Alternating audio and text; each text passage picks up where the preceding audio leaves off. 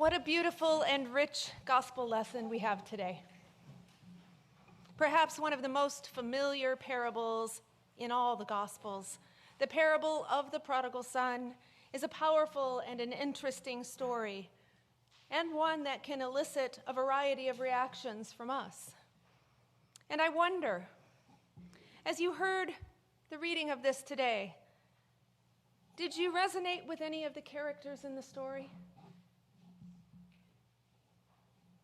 Maybe you relate to the younger son, eager to explore the world, but who faced challenges and hoped to come back home. Or the older son who was steadfast and honored his father. Or maybe you relate to the father and the complexity of his love for both of his sons. When we hear a story like this, so rich with emotion and imagery, it is nearly impossible for us to hear it and not feel ourselves drawn into it. We may find ourselves curious to know more. Or we may realize that we're forming some strong opinions about what we've read. Or we may remember a time when we had a similar experience in our life. Still, for all that the parable tells us about the sons and the father, there is so much that we do not know, so much that it does not say. But we can look at what we do know. At first glance, this is a tale about two brothers, one who strayed and one who stayed. Looking deeper, we'll also find that it speaks to us of both the joys and the challenges of family and family dynamics and relationships. Now, wanting to make his own mark in the world, the younger one asks for and receives his inheritance, and then eagerly sets off into the world, leaving the protection of his home and his father to forge a new life, free of family and responsibility. Unwise choices, extravagant living, a famine that hits the land, all leave his dreams unfulfilled. And so, broken, desperate, he's relegated to the lowly job of tending the pigs. And with no shelter or food or anyone who cares about him, he falls into despair. And Luke tells us then he comes to himself.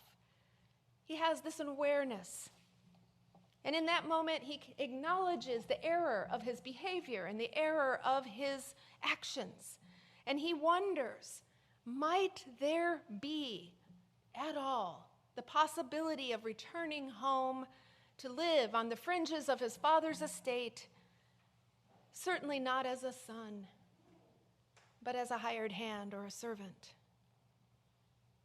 Ashamed, uncertain of what lies ahead, he sets off for home. All the while, this wanderer's sibling remains dutifully honoring his father. His brother is working in and tending the land and the fields that he will one day inherit, and he's being responsible, doing all that he believed was expected of him and was right to do. But the true colors of this golden child come shining through when learning of his wayward brother's return and the celebration that welcomed him. His anger and his resentment overtook him. His childish refusal to enter the home, coupled with the accusations and the judgments that he shared and wielded and shouted at his father, reveal to us almost immediately a deeper truth about him. That beneath this outward anger is a man who is hurting. A man who feels insignificant and unvalued. A man who feels uncherished. And a man who is unable to receive his lost brother. So lost is he. The depth of his resentment is palpable. There is a saying, resentment is like drinking poison and waiting for the other person to die. Everywhere around us, we see people who are bitter about something. They spew their complaints and their resentments with little regard for others or with little hope of resolving them. Our world presently is consumed with resentment, fueled by deep, unresolved pain. Theologian Søren Kierkegaard once defined resentment in this way. Resentment, he suggested, happens when we move from the happy feeling of admiration to the unhappy feeling of jealousy. And it happens too frequently in our lives. We see grievances and wars playing out among nations. We hear bickering and hear judgments acted out in our families, in our businesses, in our communities, and sometimes even in our churches. Thomas Aquinas, Kierkegaard, and the contemporary mystic Richard Rohr all suggest that the deep root of our resentment and unhappiness lies in our inability to admire and acknowledge others. Folks often feel threatened by those whose graces or virtues, opportunities or circumstances exceed their own. Sometimes they're hurting, and the hurt that they're carrying but have not resolved festers just below the surface. And when it gets triggered, emotions can overflow. Priest and author Ronald Rolheiser writes, "What we seem to be incapable of admitting is our own jealousy. What we don't admit is our own resentment. And what we don't admit and never will admit is how our need to cut down someone is an infallible sign of our own jealousy and poor self-image." Human beings convince themselves that there is nothing in the other that we need to admire or commend, and therefore we just don't do it. But it's a trap. It is a trap that we can fall into like the older brother in our story, one that is soured by resentment and cynicism, by judgment and jealousy. Now, looking back to our parable, it may be easy for us to identify the failings of the younger son, evident in his poor decisions and all the ways that he failed.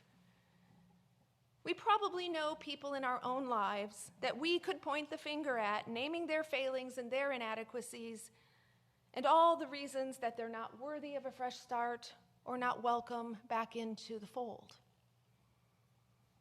We may also find that we feel some compassion for the older brother, maybe even some camaraderie with him, believing that the older brother's anger is justified. We personally may know the experience of being the one who does right, who does the right thing and who sacrifices for others, and yet fails to be recognized or acknowledged. We may know what it feels like to be taken for granted, and if we, like the older brother, begin to believe that we are not valued or that we are unloved, resentment may rise up in us, and it can separate us further from those that we really want to be in relationship with, and it can separate us from God. If we look to the Father, there we see an example of God's grace and God's mercy, of what it is to extend forgiveness and to offer reconciliation. We don't know whether the father was hurt when his younger son took the inheritance and left. We don't know if he was angry that the son squandered everything. We only know that when the broken one came seeking forgiveness, the father went out to him and offered it fully without condition. And when the older brother, consumed in his own pain, refused to enter the house, again the father went out to him, listened, and responded to him with love, with assurance, and with an invitation. The invitation to step into reconciliation and then be healed, to restore relationship. Family life can be complicated. Feelings get hurt and assumptions get made, and before you know it, there are breakdowns in most of our beloved relationships. What was once a place of refuge for us and a place of belonging can in a moment become a place of tension and division. And in the midst of our own jealousy and anger, our own deep hurts and resentments, we may lose our way. We may stray. And when the chasm grows too wide or the distance gets too long, any hope of reconciliation or return can disappear. And it can leave us feeling exiled and alone. That is when taking time to reflect on our feelings, to reflect on the why of what we feel. Why do we feel the way that we feel? And then to meet in prayer the God who loves us beyond our understanding helps. My friends, Jesus assures us that no matter what, no matter who we are, who we have been, what we have done, or what we have left undone, grace is abounding. We may have messed up our lives or participated fully beyond our wildest imaginations. And whether we have strayed or whether we have stayed, God's love is abundant and it is for us. God welcomes the saint and the sinner. And we are called to trust that God's love is enough and that there is enough for us all. Enough for me, enough for you, and enough for us to extend to others. We needn't worry about whether there is enough. So know that you are seen. Know that you are loved. Know that God invites you to come and rest in his welcoming arms. This God who loves you beyond measure. Amen.